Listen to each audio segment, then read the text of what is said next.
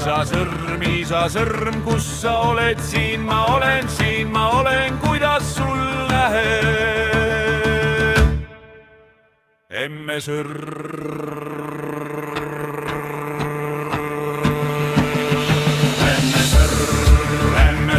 kus sa oled, siin ma olen, kuidas sul läheb.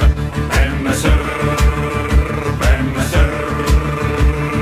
kus sa oled, siin ma olen, kuidas sul läheb. Õde sõrm.